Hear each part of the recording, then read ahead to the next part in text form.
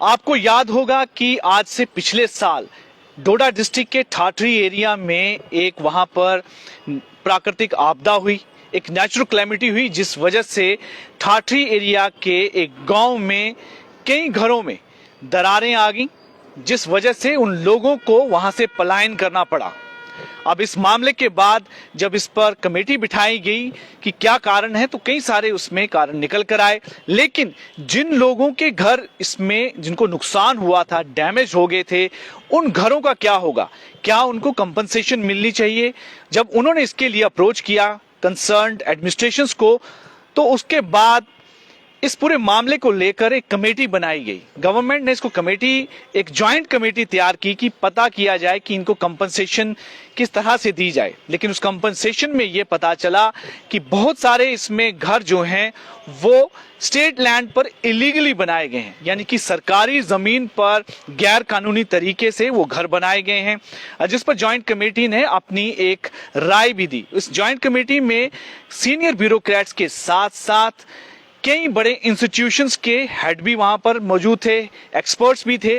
उन्होंने इस पूरे मामले की पूरी तरह से तफ्तीश की, पूरी तरह से इसके बारे में डिस्कशन की कि क्या इस मामले को लेकर उन लोगों को के साथ किस तरह से जो ट्रीट किया जाए, कंपनसेशन के मामले को लेकर क्या उनके साथ किस तरह से कंपनसेशन दी जाए या नहीं दी जाए।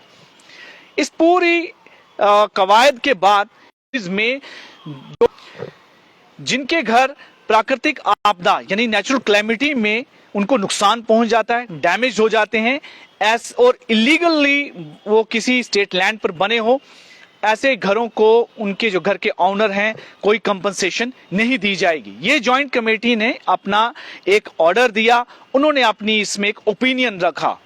अब इस पर मामला जो है जब ट्रिब्यूनल के पास भी गया था, नेशनल ग्रीन ट्रिब्यूनल के पास, तो उन्होंने कहा था कि इनके साथ कोई इंसाफ किया जाए। और नेशनल ग्रीन ट्रिब्यूनल ने यह भी कहा कि यह बात सही है कि आपने जो ऑब्जर्व किया है कि ये इलीगली जगह पर जो है स्टेट लैंड पर बने थे, इलीगली बनाए गए थे, लेकिन ये भी इसमें ध्यान रखना होगा कि ये एडमिनिस्ट्रेशंस की इनएक्शन की वजह से, उसकी इनएफिशिएंसी की वजह से वहां पर लोगों ने घर बनाए, क्योंकि उन लोगों को भी पता था और जो कंसर्न्ड अथॉरिटी है, जो कंसर्न्ड डिपार्टमेंट है, उसको भी पता है कि इलीगल जो स्टेट लैंड पर इलीगली इसे कंस्ट्रक्ट किया गया है। लेकिन फिर भी ऐसी स्थिति में यूटी गवर्नमेंट जो है वो अपनी जिम्मेदारी से हट नहीं सकती, उन्हें इन लोगों को कंपनसेशन देनी होगी। लेकिन ज्वाइंट कमेटी ने यह कहा कि अगर इस तरह से किया जाएगा तो एक तरह से एक नई प्रथा जो है शुरू हो जाएगी कि आप स्टेट लैंड पर अपने इलीगल स्ट्रक्चर क्रिएट करें, बाद में उसे किसी तरह से प्राकृतिक आपदा, कोई नेचुरल कैलेमिटी में उसे नुकसान पहुंच जाता है, उस नुकसान के बाद जो है कोई भी इसके लिए अपना क्लेम लेने या कंपनसेशन लेने पहुंच जाएगा। इस तरह से नहीं कर सकते। एक नया प्रेसिडेंस और एक नई प्रथा जो है शुरू हो जाएगी, जो कि नहीं होना चाहिए। अब इस पर हालांकि जम्मू कश्मीर के लॉ सेक्रेटरी ने भी अपना ओपिनियन दिया। उन्होंने भी कहा कि अभी तक कोई भी ऐसी गाइडलाइंस या ऐसा रूल नहीं है जिसमें इलीगली अगर किसी ने कोई अपना स्ट्रक्चर क्रिएट किया है स्टेट लैंड पर, अगर उसमें कोई नुकसान पहुंचता है किसी तरह से, भूकंप की वजह से, कोई फ्लैश फ्लड की वजह से, यानी प्राकृतिक आपदा की वजह से कोई अगर नुकसान पहुंचता है, उसे क्या कंपनसेशन दी जानी चाहिए, नहीं दी जानी चाहिए, इस पर किसी तरह की कोई गाइडलाइन नहीं है। इसलिए इनको किसी तरह से भी कंपनसेशन देना जो है वो ठीक नहीं है।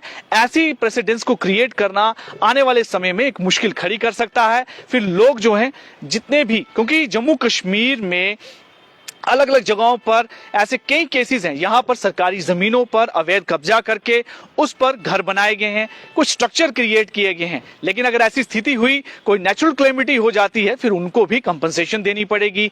इन सब चीजों को देखते हुए ये कहा गया कि ऐसा कोई भी प्रेसिडेंस नहीं क्रिएट करना है कि जिस वजह से इस चीज को आगे बढ़ावा मिले।